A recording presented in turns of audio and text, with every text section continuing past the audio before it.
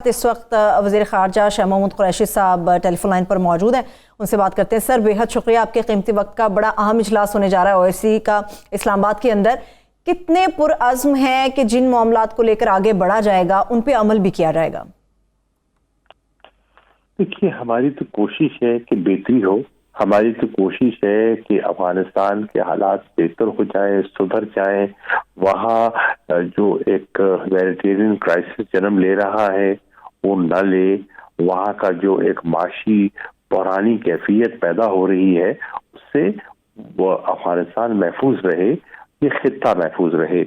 تو یہ کاوش ہے جو پاکستان دیگر ممالک کے ساتھ مل کے کر رہا ہے، اور مجھے امید ہے کہ اس سے بہتری کے راستے نکل سکتے ہیں۔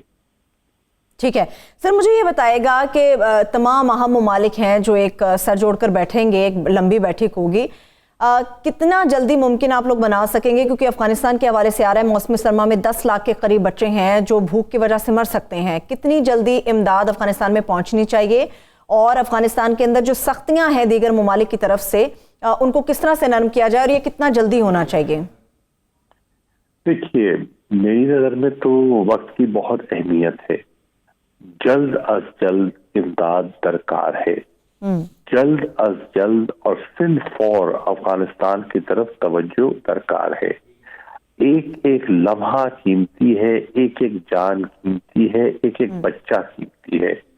اور سردی کی لپیٹ میں ہے افغانستان، برف باری اب شروع ہو چکی ہے، لوگوں کے پاس غذا نہیں ہے، ہسپتالوں میں ادویات نہیں ہے، بچوں کی تعلیم کے لیے اساتذہ کو دینے کے لیے تنخواہیں نہیں ہے، اور غذائی قلت ہے۔ ان حالات میں بہت تشویشناک صورتحال ہے، اور پاکستان دنیا کی توجہ مبذول کرانے کی کوشش کر رہا ہے کہ ان لوگوں کی، ان نہتے لوگوں کی جو تقریباً 4 کروڑ کے قریب ہیں، ان کی فوری مدد کیجیے۔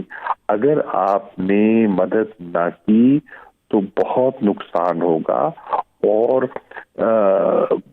جو لڑائی میں بے پناہ نقصان ہوا اس سے زیادہ نقصان قحط اور بھوک سے ہو سکتا ہے۔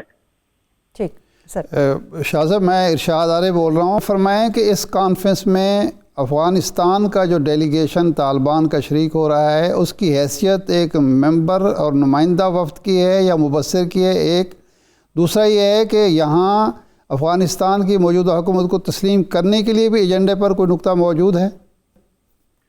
پہلی بات تو ہے کہ حکومت کو تسلیم کرنا اس وقت ایجنڈے پر نہیں ہے۔ افغانستان کو ابھی ریکگنیشن نہیں ملی، اور آپ جانتے ہیں کہ اقوام متحدہ کی ایکریڈیٹیشن جو کمیٹی ہے اس میں وہ غور طلب مسئلہ ہے، تو ان کو وہ ابھی وہ نمائندہ حیثیت سے تو نہیں ہوں گے۔ وہ ان کو مدعو کیا گیا ہے کہ وہ اپنا وہاں کی جو صورتحال ہے اس سے جو امہ کے وزراء خارجہ ہے انہیں آگاہ کر سکیں، اور وہ جو ان کے چیلنجز ہیں ان سے دنیا کو باخبر کر سکیں، اور دنیا کے جو تاثرات ہیں، جو ان کے مطالبات ہیں، ان سے بھی آگاہ ہو سکے۔ ٹھیک ہے، بہت شکریہ، تھینک یو سو مچ۔ ہمارے ساتھ شاہ محمود قریشی موجود تھے۔ عشاء صاحب، انہوں نے بھی جس طرح سے بات کی ہے افغانستان کے حوالے سے، مگر میرا یہ بھی پوائنٹ ہے کہ طالبان کے حوالے سے جو خبر آ رہی ہے کہ انہوں نے بیرونی امداد کے بغیر کہا ہے کہ ہم اپنا بجٹ تیار کر چکے ہیں، کیبنٹ کے اندر اس کو پیش کریں گے۔ ایک طرف مبصرین کا یہ کہنا ہے کہ شاید وہ بجٹ اتنا کامیاب نہیں ہوگا، امداد کی ضرورت ہر صورت پڑے گی، اور دیگر ممالک کو ساتھ مل کر اس کے چلنا ہوگا، ورنہ افغانستان کا اس طرح سے چلنا کافی مشکل ہے۔ اصل میں ایک جو پرابلم ہوئی، جو مذاکرات ہوئے طالبان اور امریکہ کے درمیان، جی، اس میں ایک چیز میرے خیال ابہام رہا کہ امریکہ جو مقاصد حاصل کرنا چاہتا تھا، یعنی باعزت اور محفوظ انخلا، وہ تو اس کا پورا ہو گیا، اور افغان طالبان صرف اس بات پہ مطمئن ہو گئے کہ جی ہمارے مذاکرات ہو گئے ہیں، امریکہ ہو گیا چلا گیا ہے، اور اب ہم افغانستان پر حکمرانی کر سکتے ہیں، ہمارے لیے کوئی رکاوٹ نہیں موجود ہے۔ لیکن اگر طالبان چاہتے تو یہ چیزیں بھی طے کر سکتے تھے کہ جب ہم آپ کو محفوظ انخلاء دے رہے ہیں، باعزت انخلاء دے رہے ہیں، تو جواباً آپ ہمیں تسلیم کریں گے یا نہیں کریں گے، نمبر 1۔ نمبر 2، ہمارے جو ریزروز ہیں ان کو تو آپ ضبط نہیں کر لیں گے جو اس نے کیے، لیکن یہ چونکہ نہیں ہوا تو اب وہ کوشش کر رہے ہیں کہ جی اس کانفرنس کے ذریعے یا اپنے جو ڈائریکٹ ان کے تعلقات رابطے ہیں کہ جی ہمارے ریزرو، ہمارے جو منجمد ہوئے ہیں وہ بحال ہو جائیں اور امداد بحال ہو جائے۔ اب انسانی ہمدردی کی بنیاد پر تو ورلڈ بینک بھی تیار ہے، کچھ ممالک بھی تیار ہیں، لیکن ایک جو مشکل پیش آ رہی ہے وہ ہے بینکنگ چینل نہیں کھل رہا۔ جی درست، چونکہ وہ پابندیاں ہیں، بینکنگ چینل نہیں ہے، تو بینکنگ چینل سے ہی رقم جا سکتی ہے۔ آپ گندم پہنچا سکتے ہیں، چینی پہنچا سکتے ہیں، ادویات پہنچا سکتے ہیں، یہ سارا کچھ پہنچ جائیں گے، لیکن اگر آپ نے وہاں بیوروکریسی ہے، اس سے کام لینا ہے، اس کو تنخواہ چاہیے۔ مطالبہ یہ ہو رہا ہے جی خواتین کے سکول کھولیں، وہ کہتے ہیں جی ہم تنخواہ کہاں سے دیں گے، پیسہ تو آپ آنے نہیں دے رہے۔ یعنی ہم بھی اگر کوئی مدد کرنا چاہیں تو ڈالرز میں ہم کرنے کی پوزیشن میں نہیں ہے کہ کوئی بینکنگ چینل موجود نہیں ہے۔ تو ایک تو وہاں مسئلہ ہے۔ اس کے باوجود اگر وہ بجٹ بناتے ہیں، اچھا یہ ضروری نہیں ہوتا کہ آپ کے پاس اربوں ڈالر کے ریزرو ہوں تو آپ اچھا بجٹ بنا سکتے ہیں۔ ان کا کہنا ہے کہ مقامی سرمایہ کے ساتھ ہم یہ کریں گے۔ 1947 میں پاکستان آزاد ہوا تو انڈسٹری ساری اس طرف تھی، جی ہمارے پاس کچھ بھی نہیں تھا۔ ہمارے جو پیسے بنتے تھے، اثاثے تھے، اور ہماری جو رقم بنتی تھی وہ انڈیا نے روک لی تھی، غالباً 80 کروڑ تقریباً اس وقت کی رقم تھی، وہ روک لی تھی۔ لیکن ہمارا جو بجٹ بنا وہ سرپلس بجٹ تھا، اور یہ کئی سال تک ہمارا سرپلس بجٹ رہا۔ تو اس کا مطلب یہ ہے کہ اگر ایک قوم کا عزم ہو، ارادہ ہو، تو وہ کچھ نہ کچھ پیٹ پر پتھر باندھ کر کچھ نہ کچھ کر ہی سکتے ہیں، سروائیول کے لیے کر سکتے ہیں۔ لیکن مسئلہ اور ہے، مسئلہ یہ ہے جو کل ایک وزارت خارجہ میں بڑی اچھی بریفنگ تھی شاہ محمود قریشی صاحب نے، تو وہاں جو کچھ ہمیں بتایا گیا وہ یہ ہے کہ مسائل جو کھڑے ہو رہے ہیں وہ یہ ہے کہ مثلا اس وقت تک اس کے باوجود کہ وہاں امن ہو گیا ہے، یعنی شاہ محمود قریشی صاحب کل بتا رہے تھے کہ جب بھی وہ اور اس سے پہلے کے جو لوگ اشرف غنی کے دور میں جاتے تھے تو ڈیلیگیشن کو، سرکاری ڈیلیگیشن کو ایئرپورٹ سے ایوان صدر تک یا صدارتی محل تک ہیلی کاپٹر کے لیے لے جایا جاتا تھا۔ اب جب یہ گئے ہیں تو بائی روڈ گئے ہیں، یعنی اب حالات اتنے خراب نہیں ہیں کہ کوئی ڈیلیگیشن جو ہے وہ ہیلی کاپٹر کا استعمال کرے، سڑکیں محفوظ ہیں۔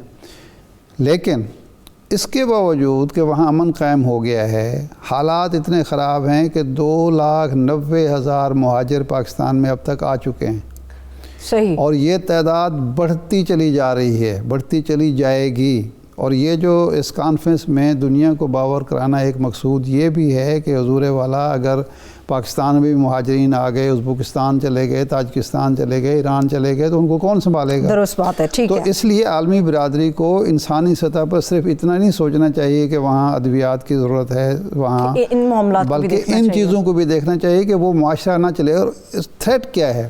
تھریٹ جو سب سے بڑا ہے وہ یہ ہے کہ اگر آپ طالبان کو اس طرح سے تنگ کرنے کی کوشش کرتے ہیں یا انتقامی ذہن سے دیکھتے ہیں کہ چونکہ یہ نہیں مانا وہ نہیں مانا، وہ کس طرف جائیں گے؟ میں بریک سے واپس آ کے اس پہ مزید بات کرتی ہوں، بریک لے واپس آ کے یہیں سے افغانستان کی صورتحال سے متعلق مزید بھی بات کریں گے، ہمارے ساتھ رہیے۔ بریک کے بعد ایک بار پھر سے پروگرام میں ہم آپ کو خوش آمدید کہیں گے۔ OIC اجلاس کے حوالے سے ہم عشاء صاحب بات کر رہے تھے، طالبان کا جو ڈیلیگیشن یہاں پہ پہنچے گا، OIC میں شرکت کرے گا، سب سے بڑا مسئلہ یہی ہے طالبان کے لیے کہ ان کی حکومت کو تسلیم کیا جائے تاکہ ان کے منجمد اثاثے بحال کیا جائیں، امداد ان کی جو روکی گئی ہے وہ ان کو دی جائے۔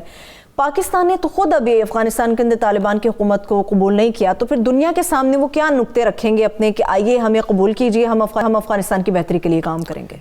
نہیں، تسلیم کرنے سے زیادہ اہم یہ ہے کہ ان کی مدد کی جائے، اور مدد اس طریقے سے کہ دیکھیں دنیا کے مطالبات کیا ہیں۔ نمبر 1 یہ ہے کہ وہاں داعش یا TTP یا القاعدہ کے پناہ گاہیں نہ ہوں۔ جی۔ وہاں جو انسانی حقوق کا ایک امریکن یا یورپین ماڈل ہے اس پر عمل درآمد کیا جائے، خواتین کی تعلیم اور دوسرے جو حقوق ہیں ان کو تسلیم کیا جائے، صحیح، ٹھیک ہے، مخلوط حکومت قائم کی جائے جس میں ہر ایتھنک گروپ کی نمائندگی ہونی چاہیے۔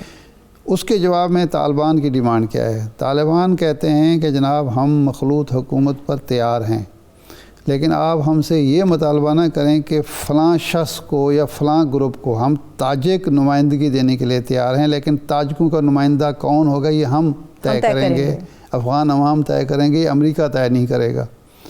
ہزارہ کو نمائندہ کون ہوگا، ازبک نمائندہ کون ہوگا، یہ آپ طے نہ کریں۔ ہاں ہم آپ کو دکھائیں گے کہ یہ نمائندہ ہیں، یہ تاجک ہیں، یہ ازبک ہیں، یہ ہزارہ ہیں، یہ شیعہ ہے، یہ سنی ہے۔ یہ ہم خواتین کی نمائندگی اگر دیں گے تو یہ نہیں ہوگا کہ جی فلاں خاتون کو آپ لے لیں اور فلاں کو نہ، یہ طے ہم کریں گے، ہماری خود مختاری پر آپ جو ہے قدغن نہ لگائیں، ایک بات۔ دوسرا وہ یہ کہتے ہیں کہ ہم خواتین کی تعلیم کے، یعنی ان کی طرف سے جو نقطہ نظر سامنے آ رہا ہے جو پرسوں پیش ہوگا، کہ خواتین کی تعلیم کے ہمارے پاس تو مردوں کی تعلیم کے لیے وسائل نہیں ہیں، اور ہم کوشش کر رہے ہیں کہ وہ اسکول، کالج، یونیورسٹی کھلیں اور وہاں چلیں۔ ہم خواتین کے لیے تیار ہیں تو ہمارے تو آپ نے فنڈز منجمد کیے ہوئے ہیں، آپ تو ہمارے ساتھ تجارت نہیں کر رہے، ہم کہاں سے تنخواہیں دیں گے، ہم باقی ضروریات کہاں سے پوری کریں گے، ایک پہلو ہے۔ دوسرا یہ ہے کہ خواتین کی تعلیم کا بھی وہ ماڈل نہیں ہونا چاہیے جو یورپ کا ہے۔ ہم اگر دیں گے تعلیم تو یہاں مخلوط تعلیم ابھی نہیں ہوگی ہمارا اس کی وجہ کیا ہے؟ اس کی وجہ یہ ہے کہ طالبان اس وقت جو ہیں وہ دو گروہوں میں بٹے ہوئے ہیں، یعنی اس طرح سے نہیں بٹے ہوئے کہ ایک دوسرے کے متحارب یا نہ۔ ایک وہ لوگ ہیں جو نمائندگی کر رہے تھے قطر کے دفتر کی سیاسی امور کا، ملا عبدالغنی برادر ہے، شیر محمد عباس ہے، اس طرح کے لوگ ہیں۔ ایک وہ ہیں جو لڑتے رہے ہیں، کمانڈر ہیں۔ اب ڈومیننٹ فیکٹر تو وہ کمانڈرز ہیں، ان کے ہاں جو مذہبی روایات ہیں اور قبائلی روایات ہیں وہ بہت زیادہ اہم ہیں۔ وہ دنیا کو اس نظر سے نہیں دیکھتے جس نظر سے عبدالغنی برادر دیکھ سکتے ہیں یا شیر محمد عباس دیکھ سکتے ہیں، وہ اپنی نظر سے دیکھتے ہیں۔ دوسرے کہتے ہیں کہ یہ سارا کچھ ہم نے جو امریکہ یہاں کر رہا تھا کرزئی کی صورت میں یا اشرف غنی کی صورت میں، اگر ہم نے بھی وہی کچھ کرنا ہے تو ہمیں 20 سال لڑنے کی کیا ضرورت تھی؟ ہم تو ایک آئیڈیا، ایک نظریہ لے کر چل رہے تھے، اور اپنی جو سوشل اور ریلیجس نارمز ہیں، ویلیوز ہیں، ان کے تحفظ کے لیے لڑ رہے تھے۔ اگر وہ بھی ہم برقرار نہیں رکھ سکتے تو پھر کیا فائدہ ہوا ہماری لڑائی کا، ہمارے جہاد کا؟ تو یہ ایک ایسی کنٹراڈکشن ہے۔ پاکستان نے بنیادی طور پر یہ جو 18 اور 19 کا اجلاس ہے، یہ موقع فراہم کیا ہے کہ یورپ اور امریکہ طالبان سے ان کا نقطہ نظر سن سکے، ان کی مشکلات کیا ہیں، ان کے نظریات کیا ہیں، ان کے تصورات کیا ہیں، ان کی خواہشات کیا ہیں، ان کے مستقبل کے منصوبے کیا ہیں، اور طالبان سن سکیں کہ یورپ، امریکہ، برادر مسلم ممالک، ہمسایہ ممالک طالبان سے کیا چاہتے ہیں، اور پھر ایک اتفاق رائے کی طرف بڑھا جائے کہ جی کہاں طالبان کو پیچھے ہٹنا چاہیے اور کہاں امریکہ اور یورپ کو پیچھے ہٹنا چاہیے۔